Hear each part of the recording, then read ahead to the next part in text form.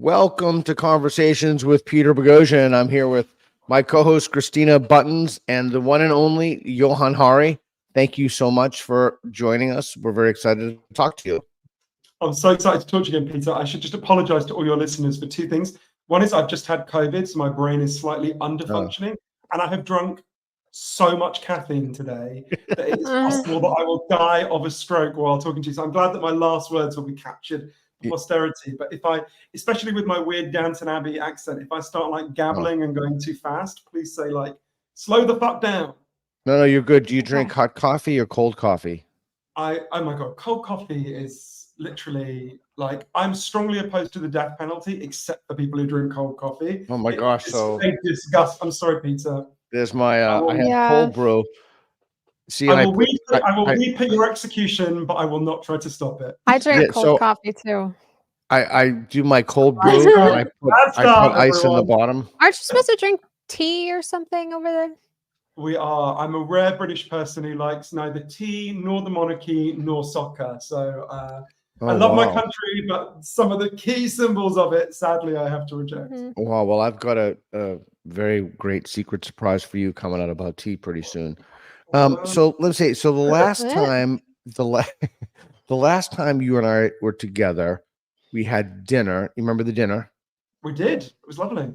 And what do you remember the name of the restaurant? I can picture where it is. It's just off the Strand. It's not Wilton's. Oh shit! It'll come to me in a minute. Yeah, it was really good. I liked it. We had some good company, a good conversation. So if I may, you ordered, I'm a foodie, so I don't remember food. Right. So you ordered the fish and Constantine ordered the sausages, which I tried his sausages. I ordered the steak, but I remember, and I think Andrew Sullivan ordered he also ordered the sausages. But anyway, the only reason I say that sounds like a good dinner party.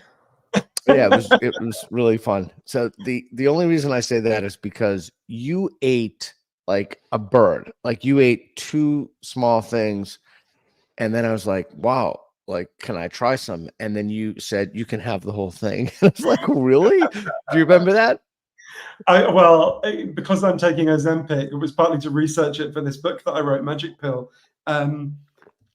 Yeah, I mean, I eat one small bowl of dust every 7 days, and that's enough for me. What can I say? Yeah, I'm amazed I ate as much as 2 mouthfuls of fish. My God, I must have been that day.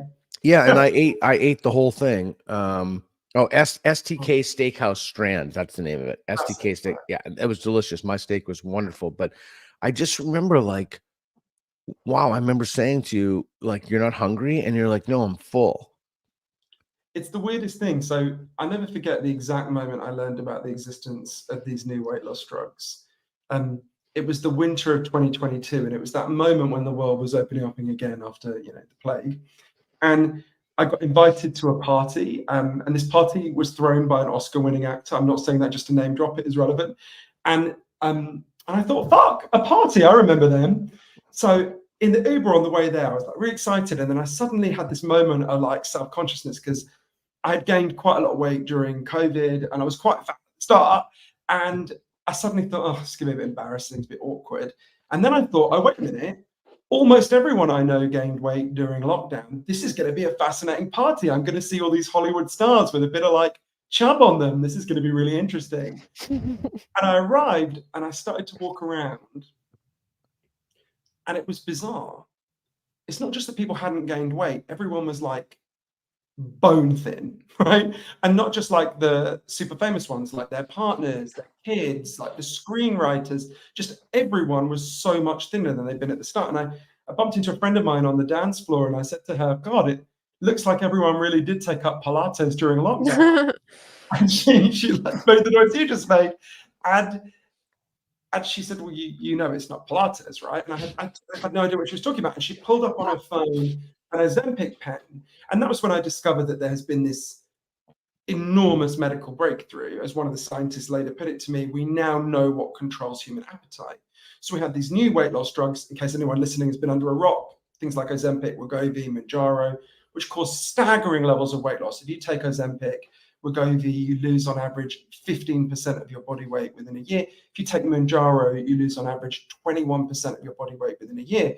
And I remember just immediately feeling so conflicted, because the first thing I thought was, well, this could save my life. I was about to turn 45. That's the age my grandfather was when he died of a heart attack. Loads of the men in my family get fat and die of heart disease. So I thought, wow. But I also thought, wait a minute, this sounds way too good to be true. We've had diet drugs before. They've always turned out to be a disaster. So that's why for a year, I took Ozempic, Wegovy, and I went on this big journey all over the world to interview the leading experts from Iceland to Minneapolis to Japan, the biggest defenders of the drugs, the people who pioneered them, the biggest critics of the drugs, and really got a kind of complex picture of what this extraordinary medical breakthrough is going to mean, I think, for all of us, one way or another.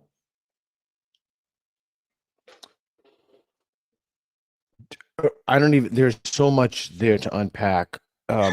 Yeah. Your book was excellent, and it was, I was surprised that it wasn't more like, I was expecting it to be a kind of a tour de force pro Ozempic. I don't know. I thought it was really fair-handed, and I thought it was really, it took a look, it was very personal as well. Do people who take that, so first of all, two things. One, can you explain the pen to us, please? And two, can you just take it, lose weight, and stop, or do you have to take it for the rest of your life?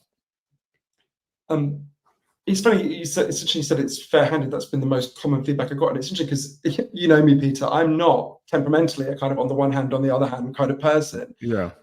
The reason the book is that is because, in fact, the truth about these drugs is complicated. The subtitle of the book is The Extraordinary Benefits and Disturbing Risks of the New Weight Loss Drugs. And I really think both halves of that equation are true. This is such an extraordinary breakthrough, right? The way I came to think of these drugs, this is slightly hyperbolic, but only a bit. They're a tool like fire, right? This is so powerful. Fire is a really great tool if I use it to heat up my house. It's a really bad tool if I use it to burn down yours. These drugs are going to have enormous effects, both for good and for bad. Indeed, they are already having incredibly positive and incredibly negative effects. And that's why I hope the book is a chance to really think this through, partly for people who are thinking and making this decision, but also actually for the culture. This is, 47% of Americans want to take these drugs. 10 years from now, it'll be a daily pill. It'll be $1 a day. More than 47% of Americans will be taking these drugs. And it's going to profoundly alter the culture in all sorts of complicated ways. It's going to alter our bodies. It's going to alter our health. It's going to alter how we look, how we move, what we buy. So yeah, in terms of you asked me to, sorry, no, so that's my long prelude to answering your question, which is you asked about the pen. So at the moment, most people who take these drugs use them as an injectable. I'm a total needle phobe. This really made me anxious, but actually it's nothing. So it's an EpiPen. You inject yourself. I do it in the leg. You can do it in the stomach if you want. You inject yourself in the leg once a week. And it has this staggering effect, which is, I'll never forget the second morning after I took it. I went to a diner just up the street from where I live. When I'm in London, I'm in the US half the year, as you know, but I'm here half the year. And I went into this place that I used to go to every morning. And I ordered what I used to order every morning. I'm slightly embarrassed to say, which is a huge chicken mayo sandwich. And normally I would have eaten that, wolfed it down, and still wanted some potato chips. And I had 3 mouthfuls and I was full. I just didn't want any more. Like when we were having fish in the restaurant, I had a tiny bit of it and you just feel full. I can explain the mechanism how, but what it does is it makes you feel very full very fast. It's not like being on a diet where you have to discipline yourself and deprive yourself. You don't want to eat very much because you feel very full very quickly. And it's very strange. It's a really odd experience. And you asked about stopping. This is a very contentious question. What the drug companies say is these drugs are like statins or blood pressure meds. They work for as long as you take them. And when you stop taking them, you go back to how you were before. And there's a small number of studies that seem to indicate that. you stop taking them, you gradually regain the weight you lost. Now, the drug companies obviously have some vested interest in us taking them forever. There seem to be anecdotally some people who say I took them, used them to radically change my habits, stopped, and have maintained the weight loss. But they seem to be a minority. It seems to be an effect that lasts as long as you use the drug and then goes away when you stop using the drug. Does it affect cognitive function at all? Because I just know, like, I can go a long period without eating, but I also just cognitively feel slower. And I just don't know if it would be like worth it to do something like that if it would affect my ability to work. Yeah, so the answer is complicated. As with everything to do with these drugs, there's two sets of risks here. There's the risks of obesity, or do not apply to you, you're not obese, or indeed overweight at all. But there's, if you are overweight or obese, you effectively face two sets of risks here. There's the risks of continuing to be overweight or obese versus the risks of these drugs, and you've got to weigh both sides. Now, clearly, you should try, first of all, losing weight through diet and exercise. The risks of them are much lower than either the risks of obesity or the risks of the drugs. Sadly, those options in the environment we currently live in don't work for most people. It's pretty shocking, the figures on this, but it's about 15-20% of people maintain weight loss over a couple of years if they diet and exercise. That's not nothing. That's a significant number of people, but it obviously leaves an enormous number of people who need other options. And when you look at those two sets of risks, the first thing I would say is I was shocked by, and this is a bit of a taboo, we don't like to talk about it, for reasons that will be obvious because we don't want to be stigmatizing or mean, but there is a lot of science that shows that obesity is really bad for your cognition. Sure, yeah. Right. So the first cognitive effect, and again, this obviously doesn't apply to you, and you should not take Ozempic for this reason, but so being overweight or obese has really negative effects on your cognition and IQ. In fact, we just saw there's just today some research published as the day we're speaking that showed that these drugs, we need more research on this, of course, but these drugs seem to have a significant protective effect against some forms of dementia. There's a big trial just published, or a big associative study, I think it was, published, which I think relates to, we know that obesity massively increases your risk of dementia. So if you're obese and you're taking these drugs and come down to a healthy weight, that will actually have a cognitive boost. But you're absolutely right. There's another set of risks here, which is if you take too high a dose of these drugs, you become at a really significant risk of malnutrition. And malnutrition obviously has a catastrophic effect on your brain function. And I did feel, even I did not get malnutrition because I'm not taking too high a dose, but yeah, when I started, I was in a big calorie deficit. My brain was not used to it. It definitely had a negative effect on my cognition at first. For the first few months, my attention was less good, but it wasn't horrendous. It wasn't like a particularly onerous, but my work is focusing and paying attention. So I feel it more acutely, I think, than some people would. Yeah, it definitely had a negative effect on my attention for the first few months because I was just consuming so many fewer calories and getting less of those regular boosts of, waves of glucose and so on. And then I kind of adjusted over time. So you're just taking like a small amount to maintain? Is that it? So everyone, when they start, takes 0.25 milligrams because there's significant side effects associated with these drugs. In the book, I go through 12 big risks associated with these drugs, but they're different to the side effects. So the side effects are, very commonly known, things like nausea, constipation, gastrointestinal upsetting. And they're very, very common. So everyone starts at 0.25 milligrams because if you started on like 1 milligram, the side effects would be overwhelming and you would stop. So most people start at 0.25 milligrams and then build up slowly to around 1 milligram, although you can go up to, in the US, more than 3 milligrams now. So you can go pretty high, but I'm at 1.5 milligrams and I'm not going to go any higher than that. So generally what happens is when you go to 1 or 1.5 milligrams a week, you have, like a graph, almost everyone loses really large amounts of weight.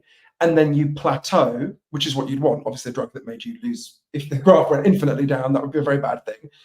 So then you plateau, and then you continue to take the drug to remain at that lower weight. Okay. Obviously, some people take too high a dose and actually lose And too much. we only have like a few years of data on how this drug is used in this context, right? I mean, this is relatively new. I mean, it was used to treat diabetes before, but now it basically most people can access it if their doctor feels like it could help them lose weight. And there are a lot of possibilities, I guess. Now, I guess like it was a year ago, I started seeing articles about how they're looking at using Ozempic to treat things like addiction. Do you have any opinions on that? Because I think there was a lot of reports from people who said that they just stopped feeling like they wanted to use the vape pen or drink alcohol, things like that. Yeah, so I have a chapter about this in the book. Of all the things I wrote about in the book, this is the topic on which there's the least scientific agreement. So I want to preface it by saying that. Okay. We just, again, this week got a study showing that it does seem to have a significant effect on reducing smoking. And one of the biggest pieces of evidence we have so far, again, in the associative study, so it's not perfect. But so there's a few things we know. The first thing we know is that these drugs are extremely effective at reducing alcohol and other drug use in animals, in rats. So I interviewed the scientists who've done this all over the world. For example, the team in Gothenburg in Sweden that did a lot of work with so what you do is you get rats to use a lot of alcohol. You get the rats drunk and you turn the rats into alcoholics. Yeah, so basically rats are like humans, they love getting drunk, right? So right, no, they're the best like animal model, but wait, they love getting drunk? Yeah. What do they like to drink? What's their favorite? Something beer, sugary, right? Spirits, they like all kinds of drink. But very quickly you can turn a rat cage into basically looking like a dive bar in North Vegas. And so what happens is these rats, you get them to use lots of alcohol, and then you inject them with a GLP-1 agonist, the core component in these new weight loss drugs. Yeah. And if you do that, they massively reduce the amount of alcohol they consume. Like it's an average decline of 50%. But interestingly, the heaviest drinkers cut back the most. The heaviest drinking rats. But when they first did that, the teams that did this research said to me, okay, at first we thought, well, okay, maybe this is just alcohol has a calorie component, obviously. Right. Maybe this is just they have less desire for calories. So, team led by a brilliant scientist called Professor Patricia Grigson at Penn State, who I interviewed, did this experiment with giving rats heroin and fentanyl. Again, massive reduction in the amount of heroin and fentanyl they used. Then another scientist I interviewed, Professor Greg Stanwood at Florida State University, gave loads of cocaine to mice. I don't know why I find the idea of mice taking cocaine so funny, but I do. And again, their self-administration of cocaine is reduced by 50% when they're given these GLP-1 agonists. So we know they have the option to take it, but they decide not to. They put it out there for them, and then they say like, "Oh no, I don't want that because I have." Exactly. There's a massive decline in how much they choose to use it. And there's various ways you can measure this as well. So, for example, you can, the team in Gothenburg did this.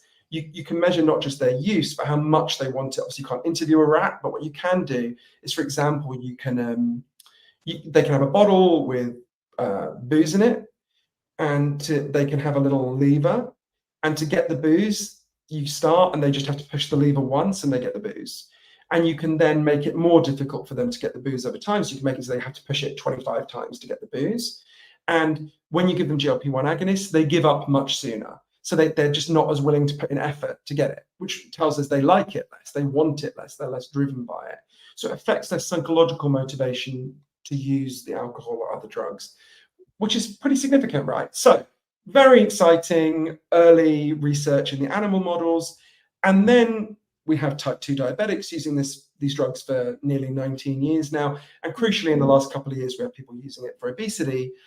And anecdotally, we get lots of reports of people who are given the drug for weight loss, but find that they give up smoking or find that they give up other forms of compulsion. So, for example, I interviewed a Canadian social worker she had a bad breakup, and in the aftermath of it, she started really obsessively over shopping online. She would buy dozens of books a day that she'd never read. She'd buy dozens of clothes she'd never use, never wear. And then she starts taking Ozempic, and it just stopped, right? So I want to stress, at the moment, those are anecdotal examples. We don't have much human research yet. We've got some small studies, and the research is kind of mixed, actually. We know that it does reduce smoking, but only if you combine it with a nicotine patch. We don't know why. We know it does reduce alcohol use, but only in people with pretty bad alcohol problems at the moment. There's now a huge number of studies going on human addiction, so we'll know pretty soon. But I'd say it's promising. The most optimistic reading of these drugs, and I want to stress, this is speculative, but the most optimistic reading of these drugs is actually that they are not weight loss drugs, that they're drugs that boost self-regulation. Now that is define that for us, please. Self-regulation is your ability to deny yourself things to achieve your longer-term goals, right? It's your ability to regulate your behavior. So I could be, we could all be masturbating right now rather than having this highbrow conversation, but we're not doing that. Only read in the background off screen. Exactly, right. We're regulating ourselves to not do that. Partly because we want to have this. We want to be people who think and are intelligent, right? There's plenty of times we all have things we want to do. Times we want to do something and we don't do it because we regulate our behavior because either it will have negative consequences or because we want to achieve a positive goal. So that's self-regulation. I want to stress. I think that's.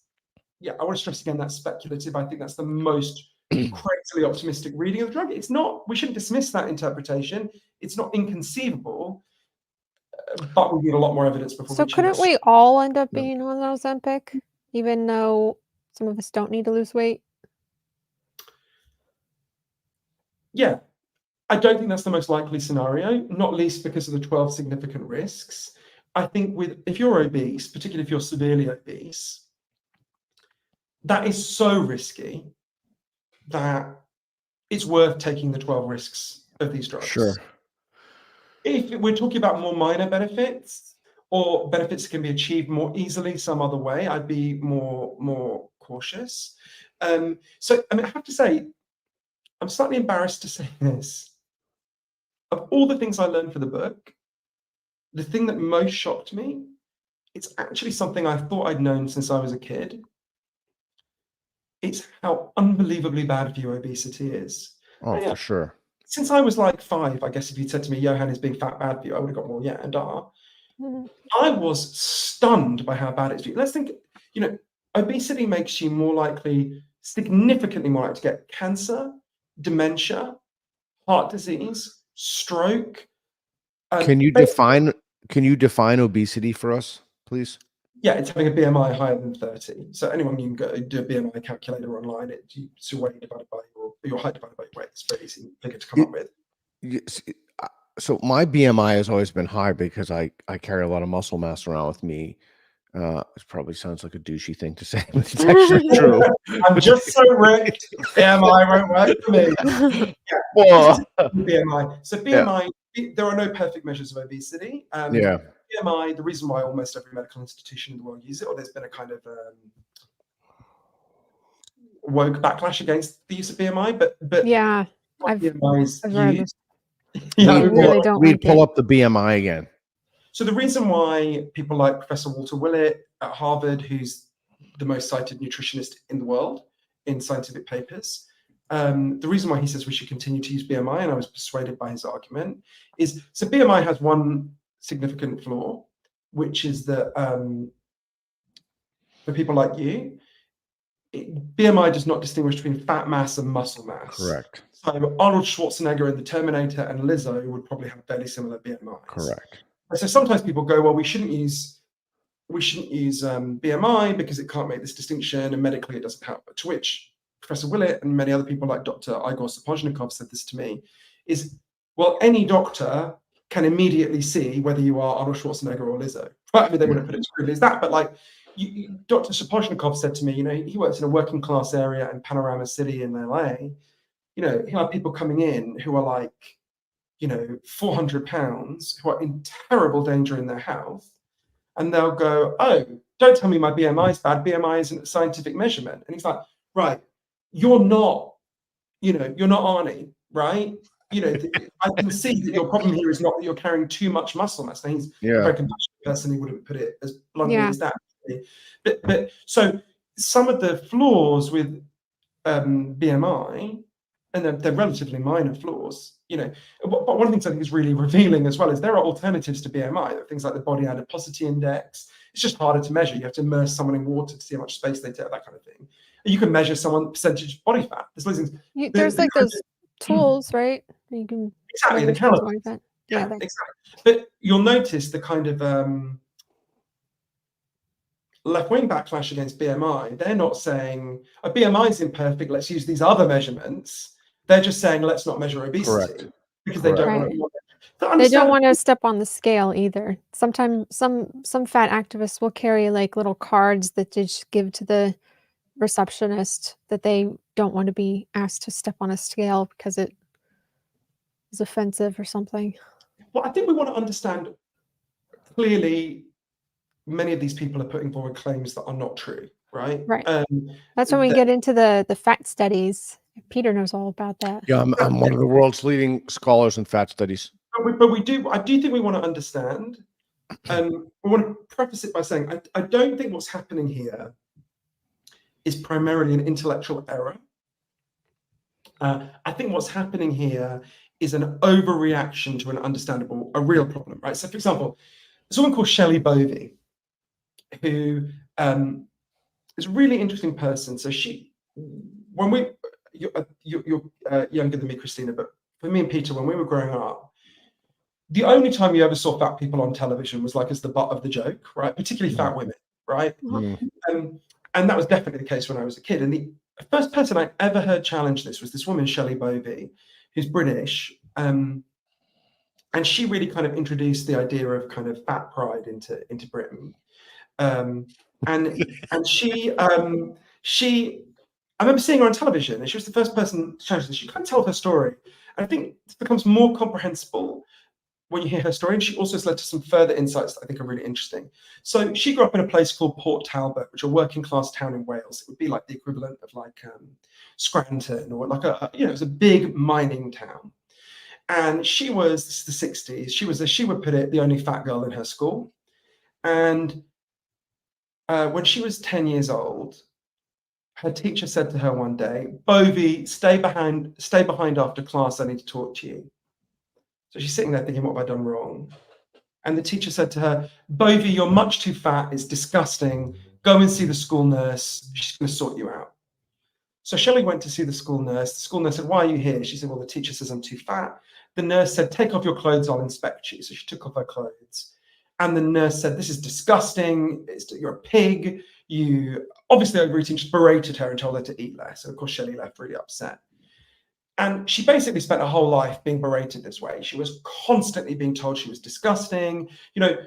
45% of women with a BMI higher than 30 get insulted every single day, right? Constantly. Oh my gosh! Wow. Is that with? That's an astonishing figure. Yeah. So she's constantly being told, "Thank fuck I'm not like you, you disgusting pig." When she got pregnant and she went to the doctor, the first thing the doctor said to her was, "Well, you shouldn't be pregnant when you're this fat." She had a quite difficult birth. And when she was lying there covered in blood, the midwife said to her, "You really need to lose some weight," right? Her baby wouldn't attach later. He wasn't feeding very well. She went to the doctor. The doctor said, "What are you trying to do? Make the baby as fat as you are?" And she just accepted this, right? She's like, "This is how I should be treated. I am disgusting. There's something really wrong with me. I'm a terrible person." And then she learned about, sorry, go on. Oh, did she have like a thyroid issue or something? Yeah, she overate, partly for psychological reasons. She had quite neglectful parents. She ate a lot, right? She wouldn't claim it was some biological factor. I mean, there may be some biological factor as well, but it was mostly she overate, right? And then she learned about this kind of what would now be called a body positivity movement. They didn't call it that in the US. And she kind of thought, you know what, maybe I don't deserve to be called a fucking pig all the time. And she launched this movement in Britain, and she's very proud of what she did. And she was absolutely right about one thing, which is that bullying and stigmatizing people is not a good tool for promoting change, right? As Lindy West, who's a body positivity activist in the US, put it, you don't take good care of a thing you hate. Teaching people to hate their bodies is not a good tool for change, right? Sure. For all sorts of reasons. So Shelley does all this, and she was very proud of what she did. But then something else happened to Shelley. She was nearly 50. She weighed, I forget, but she was extremely overweight. And she started to have health problems. She was actually struggling to walk. Her doctor said you could be having heart problems. And she had this real dilemma, because she was like, well, look, I've been challenging stigma against fat people, and yet my obesity is really harming my health. And there was at the time a publication called Fat News, which was like the newsletter of body positivity, and she wanted to write about this dilemma. And they said, no, we don't want that. We're here to tell the good news. And she's like, right, shouldn't we be telling all the news? Shouldn't we be telling the complex truth? They're like, no, we don't want that, right? And so I went to see Shelley, obviously, to think about. So Shelley then lost a huge amount of weight through diet and exercise. She's the first person to tell you that's very hard to do and doesn't succeed for most people. And her health massively improved. She went from not being able to walk to being able to run. She do keto? How did she do it? Sugars? Just cutting out sugars? Calorie restriction. It was just going to calorie restriction. It was like Weight Watchers. It wasn't Weight Watchers, but it was a group like Weight Watchers. And as Shelley puts it, we've got to distinguish between two things. There's the stigma against obesity, which is a form of bullying, it's a form of cruelty, where it's people being mean, right? We should all oppose that, both because it's wrong in itself and because it actually makes the problem worse, right? And then there's the actual physical problems caused by obesity, which would exist even if there were no stigma in the world. Even if we succeed in getting rid of all stigma, it will still make you much more likely to get diabetes and much more likely to get heart disease and much more likely to get cancer and much more likely to get dementia if you're obese, right? And she said, you know, the way I'm going to think of it is, it's not a contradiction between acknowledging those two things. It's not either or. Obviously, it's both and, right? If you love someone who's obese, I bet you want to protect them from people bullying them and being assholes to them. You want to protect them from getting dementia and heart disease and dying at the age of 45 like my grandfather did. So I never knew him, right? So I don't think there's a tension between those two things. But you're right, there's people within the body positivity movement. I want to stress, to be fair to them, I think it's a minority within the body positivity movement who argue that pointing out the scientific facts about obesity is itself a form of stigma. That is not true, right? That they're wrong about that. I understand where it comes from. It's an overcorrection to a real wound and insult. They've been treated really badly all their lives. But I think Ozempic and these new weight loss drugs pose a profound challenge to this. Because the truth is, the evidence is overwhelming. Reversing obesity massively boosts health. We already knew this. We knew this from bariatric surgery, for example, right? You look at bariatric surgery. So if you have what do we know about bariatric surgery? We know that it's a horrible, grim operation. 1 in 1,000 people die in the operation. It's no joke. Yeah, I've watched every episode of My 600-Pound Life with Dr. Nazar, and it's one of my favorite shows. Well, as you know from that show, the reason people put themselves through that is because of what happens next. If you have bariatric surgery, in the 7 years that follow, you're 56% less likely to die of a heart attack. You're 60% less likely to die of cancer. You're 92% less likely to die of diabetes-related causes. In fact, it's so good for you, you're 40% less likely to die at all in those 7 years. And we now know these new weight loss drugs, in addition to these 12 significant risks, have a similar boost to health. So if you take these drugs and you started with a BMI higher than 27, you are 20% less likely to have a heart attack or stroke in the next 2 years. That is a staggering health benefit, right? So we know that reversing obesity massively boosts health. It was never very plausible to deny that. But increasingly, a couple of years from now, every single person in the United States is going to know someone who's taken Ozempic, Wegovy or Mojarro, or the other new weight loss drugs, has lost a huge amount of weight and has come off all their pills and seen their gout go away and seen their back pain go away and seen their heart disease risk massively reduced. It's really not going to be credible to claim. It was never scientifically credible. It's not even going to be emotionally credible to claim that reversing obesity does not boost health. All right, let me ask you two questions. Sure. I'm going to push back on something. I have a Sure. hard time believing that these drugs increase self-determination, because if that were true, then you would still be hungry. Yeah, so there's several mechanisms going on with these drugs. So Okay. that's a really important point. Okay. So when these drugs were first discovered, and I interviewed the scientists who made these breakthroughs, it was initially thought that the mechanism by which they work is very simple. So if either of you ate something now, don't matter what it is, anything, after a little while, your pancreas will produce a hormone called GLP-1. And GLP-1 is just part of your body's natural signals going, hey, Peter, Christina, you had enough, stop eating, right? So it's the brakes, basically. But natural GLP-1 only stays around in your system for a few minutes and then it's washed away. You can easily eat again. What these drugs do is they inject you with an artificial copy of GLP-1 that, instead of being washed away in a few minutes, stays around in your system for a whole week, which is why when I go to that diner and I have 4 mouthfuls, I'm suddenly really full and I don't want any more, right? So it's initially thought, okay, GLP-1 is a gut hormone, it's made in the gut. This is primarily a gut effect, right? It's slowing down gastric emptying or something like that. Yeah. And it is certainly having a significant effect on the gut. Everyone agrees on that. Yeah. But we also know you don't just have GLP-1 receptors in your gut, you have them in your brain. From interviewing the cutting-edge neuroscientists who've worked on this, it is increasingly clear these drugs work primarily not on your gut, but on your brain. Interesting. And it's very disconcerting to go and interview the leading neuroscientists in the world and go, hey, I'm taking these drugs. You say it's mainly affecting my brain. What's it doing to my brain? And they kind of go, we don't know. We've got some theories, but we don't know. Come back in 5 years, we'll have some ideas, right? And now, as Dr. Clémence Blouet, who's one of the leading researchers on this at Cambridge University, said to me, look, the brain is arguably the most complex object in the universe. We shouldn't be surprised we don't understand everything about it. But there are competing theories about what it's doing to the brain. I go through them in the book. I can explain some of them if you want. But we don't know. So you're absolutely right. If it was purely a self-regulation effect, you're right. You would still be hungry, but you would be able to overwhelm that. Everyone agrees there's some gut effect. So the question is, what is the mechanism by which it is dialing down your hunger? And that is highly disputed. And the truth is we don't know, although there's competing theories. Yeah, that would. Sorry, Christina, go ahead. Well, I was just wondering, what makes you say that it's only a very small minority of the body positive movement that advises against using BMI or talking about the adverse health effects of obesity? Because I've spent some, but not a ton of time sort of observing some of these communities, including sort of like Facebook groups, things like that.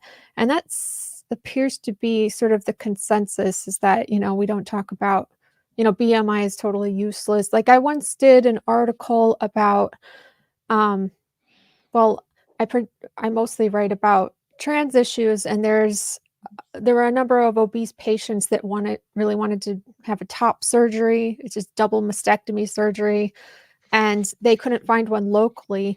So they were shopping around for doctors who had no BMI limit, because there is a BMI limit for this surgery, because they receive a lot of complications for it. And then there's one doctor in particular, Dr. Sibby Gallagher, who we know as she advertises herself on TikTok, and she's willing to sort of do the surgery on morbidly obese patients. And I found like 5 or 6 of them who suffered like pretty extreme complications and were hospitalized and things like that, because their wounds weren't sealing because they were extremely overweight, and they became like necrotic. And I found out these stories through a private Facebook group, and it's with 30,000 members. And that seemed to be like this idea that BMI is totally useless and things like that was pretty ubiquitous across the group. Yeah, I think that's important. So I could be wrong, but I think what I was the point I was trying to make was that most body positivity activists, or no, most people who affiliate with body positivity, so I'm in favor of body positivity, don't deny that obesity has any harm. Now, I would argue they downplay the harm, but I think, you know, most of them would acknowledge it has a negative effect on your knees and your back, for example, because they've got knee and back problems. I agree with you. Among the hardcore activists, it would be a bigger percentage who deny the scientific facts about obesity. And I agree with you that this idea that BMI is not a good measure has become really widespread. Actually, it would exist beyond the body positivity movement. So yeah, it's definitely not a small minority who believe that BMI isn't a good measure, and that's a real, it's a real error in my view. When you look at the science of this, it's just very, very clear. As BMI goes up, these beyond 25, the risks go up and up and up and up, right? That it's really clear. And you can use, as Professor Willett at Harvard and other people point out, you can use other measurements of obesity, but they all show pretty much the same thing, right? It's an underlying phenomenon called obesity that they're measuring, and it harms your health. And it harms your health to degrees that I did not think I was ill-informed about this.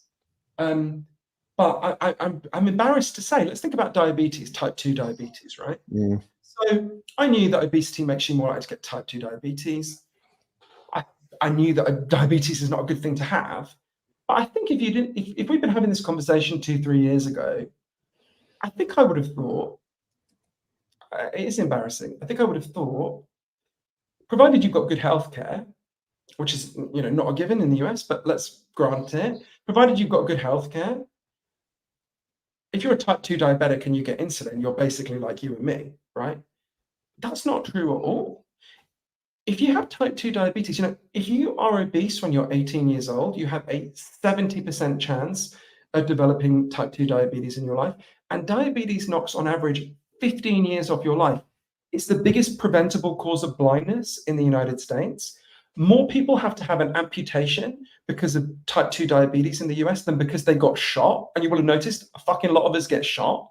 In fact, I interviewed a leading diabetes doctor, Dr. Max Pemberton, who said something to me that sounds unbelievably shocking when you first hear it, but when you look at the evidence, it makes sense. He said, if you gave me a choice between becoming HIV positive and getting type 2 diabetes, I would choose to become HIV positive every time. My God, that's shocking to me. But that's reversible.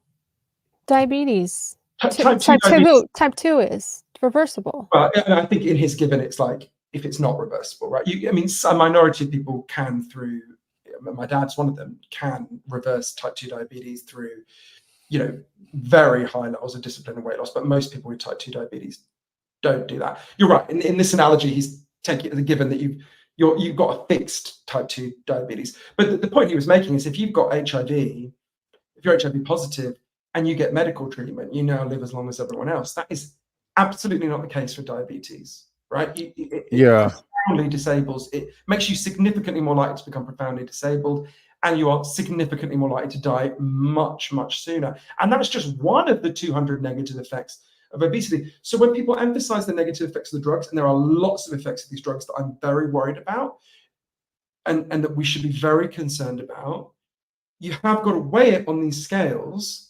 It's hard to even talk about this without using weighing as an analogy, which is slightly unfortunate. But you've got to weigh it against these risks of obesity and overweight. I just think that's wild that someone would say something like that. Okay, so they would choose a disease like HIV over diabetes. Yeah, it's pretty. You get the point he's making, right? He's a doctor who treats diabetics. And indeed people with HIV. He sees them all the time. The point he's making is, if you're my patient with HIV, if I get HIV and I get really good medical care, I get the protease inhibitors, my life will go on as if I didn't have HIV. Essentially, I mean, that's slightly oversimplifying it, but I will have life expectancy as long as if I didn't have it. If I get type 2 diabetes now and I can't get rid of it, that's just not the case, right? But you can with lifestyle changes. Well, my understanding is a small minority of people reverse type 2 diabetes. If you get type 2 diabetes, your chances of reversing it are relatively slim. Is that because they give up, or because Why? I'd want to look at, yeah, it's an important question. I'd want to look into the evidence more, but I know most people with type 2 diabetes do not reverse it through lifestyle changes. It's an important question, is that they either don't try them or they don't stick at them. Okay. That's most of them, right? The big majority of them. Oh, okay. So Reed, pull up the BMI thing. So I just entered my numbers. Thanks. So I'm 5'9", maybe a tad over, and I weigh 171 or probably 170. I don't know, something like that. My BMI is 25.2. So according to this, just slightly, you're basically fine. You would be you'd be classed as very but slight. it says you're overweight. Yeah, it says I'm overweight, but I mean, I can't. I mean, I look at myself. This is a minor flaw with BMI, right? It's a very minor flaw that no doctor would ever look at you and think you were obese. So in practice, or even overweight, or maybe I'm just being defensive. I don't know. Maybe I should be away from my. You're obviously not fat. I've seen you in small t-shirts, Peter. You're not fat. Right? But you've never seen me naked. Well, not yet. I hold out hope. What can I say? Don't give up on your dreams. So currently, you can only get Ozempic through a prescription through a doctor. So we're not like in danger of a bunch of anorexic teenagers getting a hold of it, are we?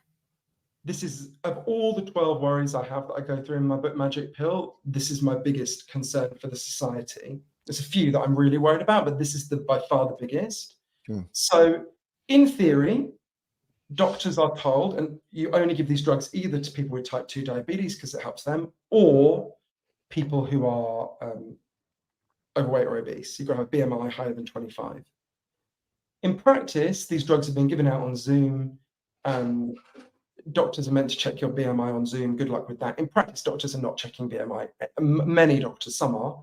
For example, I live half the year in the US and half the year in Britain, and I started taking these drugs in Britain, and I lost a lot of weight on them. And then I went back to the US. I went to Vegas, and I went to a clinic in Vegas, and I brought along diligently my prescription to show that, because by then I had a BMI lower than 25. I was not eligible for the drugs if that had been my starting weight. Right. How do you keep getting it? I brought along diligently all my paperwork. I go into this clinic. I didn't even ask to see it. I was not eligible for the drug, and they gave it to me without a moment's hesitation, right? Okay. So in practice, we need some investigative journalism. Look into these clinics. And some people are doing good stuff on this, but the truth is, you are both not eligible for Ozempic, very clearly.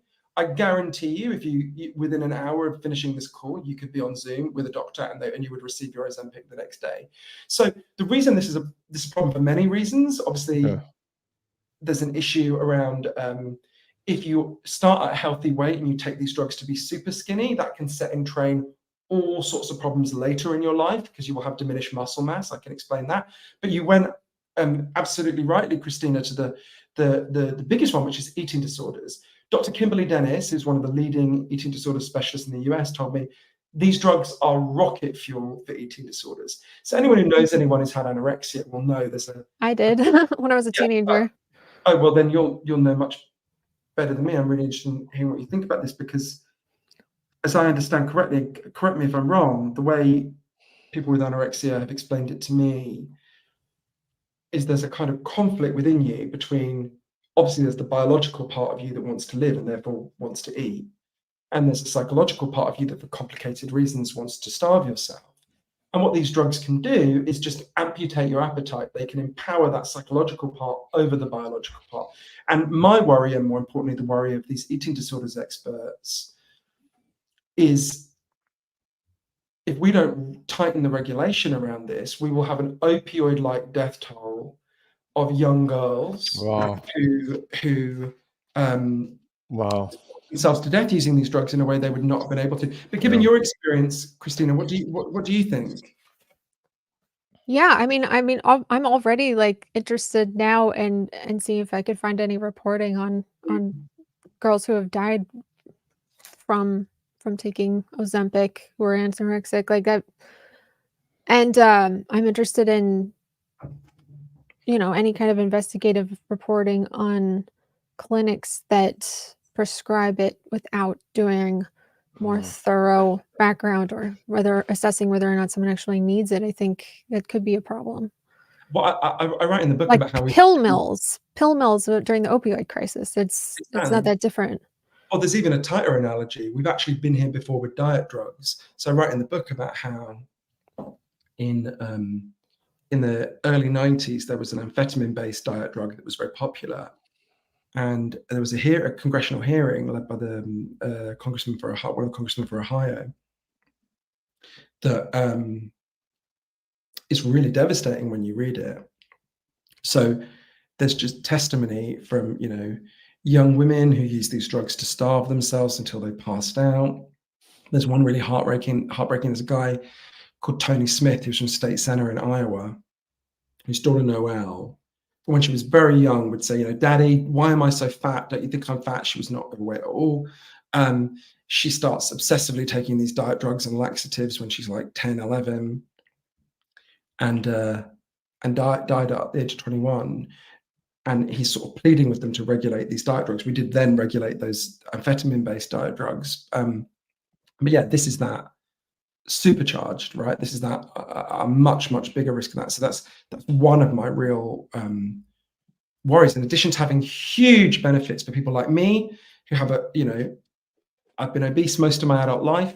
There's terrible heart disease risk in my family, killed my grandfather, killed my uncle, nearly killed my dad. This could well be saving my life, right? There's huge benefits to people like me. At the other end of the extreme, there's the spectrum. There's people people who are dying now of this, and anticipate that will get much worse if we don't urgently tighten the regulation. All right, let's do this. Let's go to some super chats. Reed, if you could pull up Eric Brown for $5. Thanks, Eric. Can we talk about the psychological drawbacks of ridding hard work from society? The assumption built into that. That was the question that I had for you.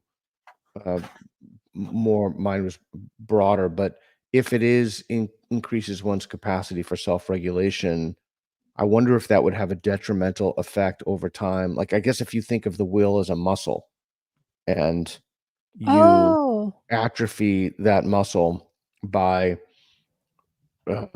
taking a drug. So I don't know, just thoughts. Does it mess with your ability to self-regulate if you ever come off the drug? Is that what you're saying? No, I think he's saying, I could be misunderstanding, but I think he's saying if you lose weight through willpower and discipline, you learn the lesson of hard work and discipline, and this underlines the kind of wider value of discipline. I would say a few things. Firstly, try working hard when you're really fat. It's hard. You get tired really quickly. You feel like shit. You feel humiliated.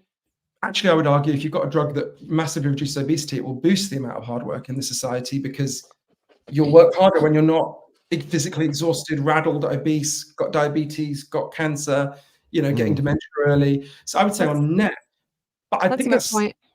I also think if I just said that, it's slightly evading the point he's making, which is an interesting and important one, which is worth engaging with more, which is about the question of willpower, right? So I'm really haunted by something about willpower. It's a glib point. I'll engage with this more seriously in a minute. But when I wrote my book about attention and why so many people are struggling to focus and pay attention, strong focus, which Peter and I talked about before, I went to interview this guy called Professor Roy Baumeister. You've probably heard of. He's the leading expert in the world on willpower. He wrote a book called Willpower. If you've heard of the marshmallow test, he's the guy who designed that. He's a super famous social scientist, right?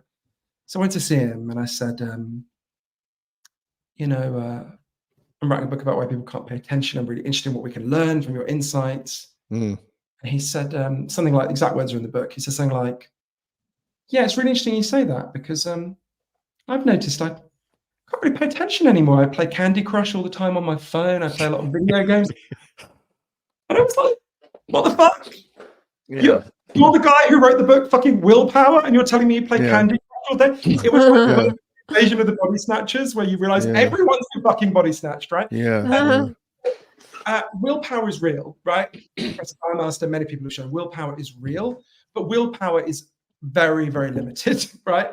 And in the environment we live in, so when I think the way to understand willpower is when you think about something like obesity or depression, addiction, attention problems, a whole range of things that I've worked on.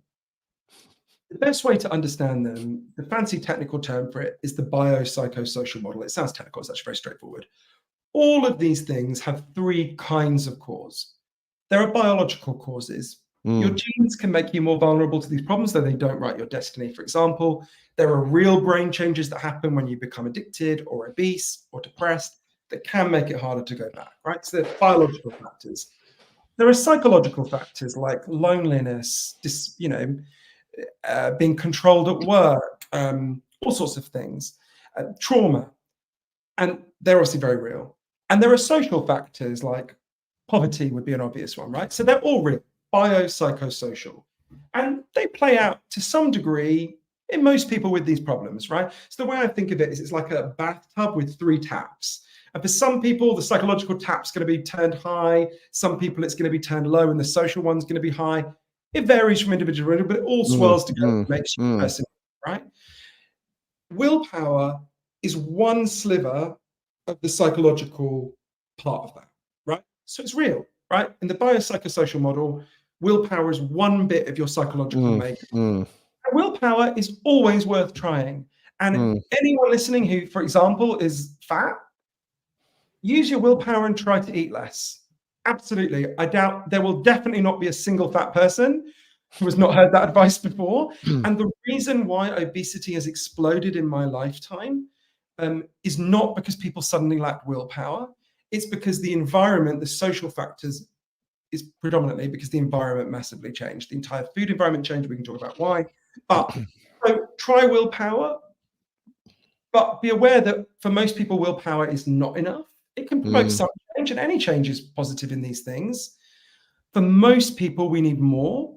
Now, these drugs are one element of that. Changing the environment is, to me, the most important one. And there are all sorts of ways we can do that. And I went to places that have done this, like Japan, where they have almost no obesity at all because they changed their environment. So there are loads of things we can do. But I think anyone who says there's no role for willpower, and there are some parts of the kind of left that just act like we're just purely determined by these external forces, I think they're wrong. Willpower is real.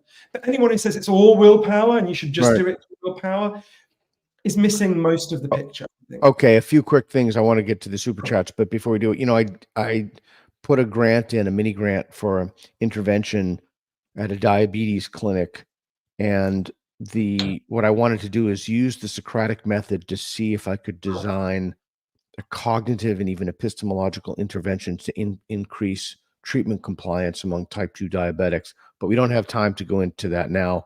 Let's just go to these other super chats. One thing about that, which is we do have a lot of evidence on people like Professor Michael Lowe at Drexel in Philly have done a lot of work on this. So we actually now have 60 years of evidence for psychological interventions on obesity. So you get fat and overweight people to explore their trauma, have more insight. And we now have, it's not 60 years, but decades of CBT-based stuff. Exactly. And it is a really robust finding. Giving these psychological insights can make people feel better about themselves. It can boost self-esteem. It can have all sorts of positive effects. It does not produce weight loss. Improving people's psychological understanding of the drivers of their obesity. As someone who loves psychology, this is my life. This is a very painful thing to acknowledge.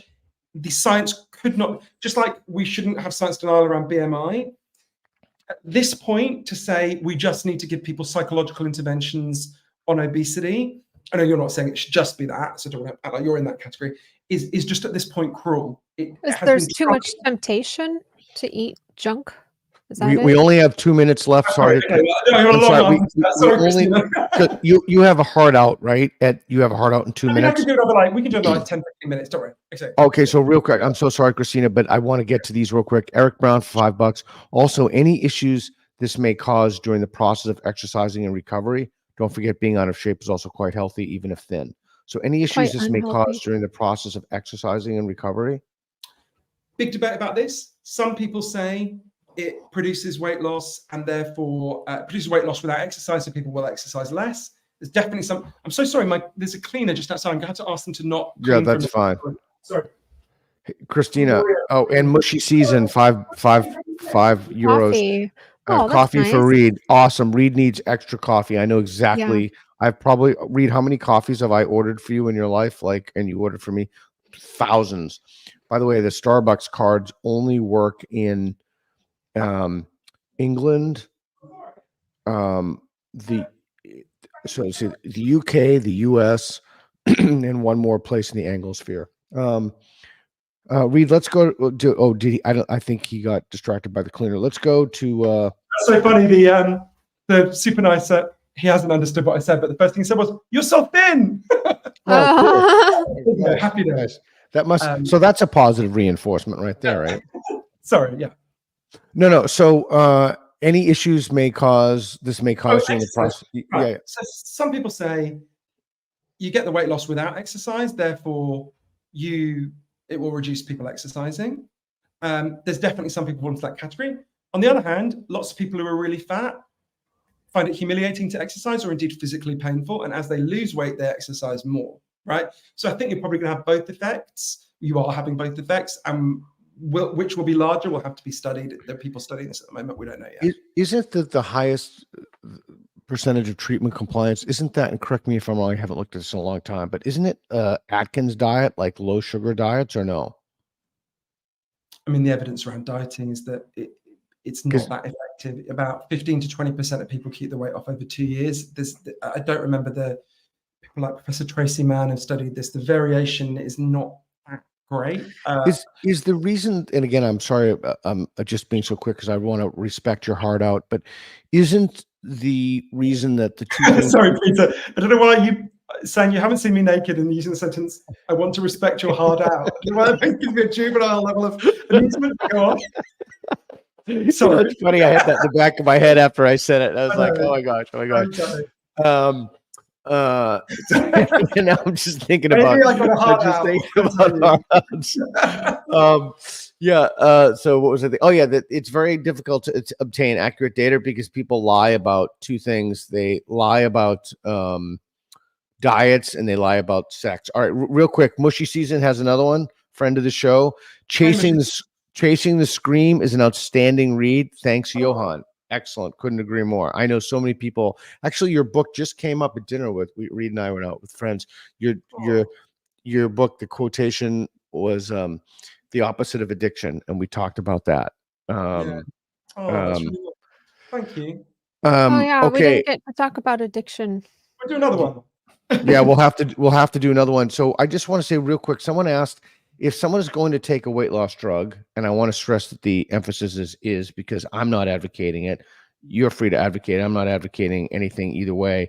Which of the three drugs you've mentioned do you recommend? So first thing to say is I'm not a doctor. I'm a journalist. Everyone should talk to their doctors. They work in slightly different ways. So Ozempic, Wegovy, they're the same thing. They're just for different. One is for diabetes, one is for weight loss, but they're literally the exact same thing. So they simulate one gut hormone, GLP-1, which you mentioned before. Mounjaro simulates two gut hormones, GLP-1 and a different one called GIP, which is why it's more effective. It's 21% weight loss as opposed to 15% weight loss. Depends how much weight you want to lose. Also, they have slightly different side effect profiles.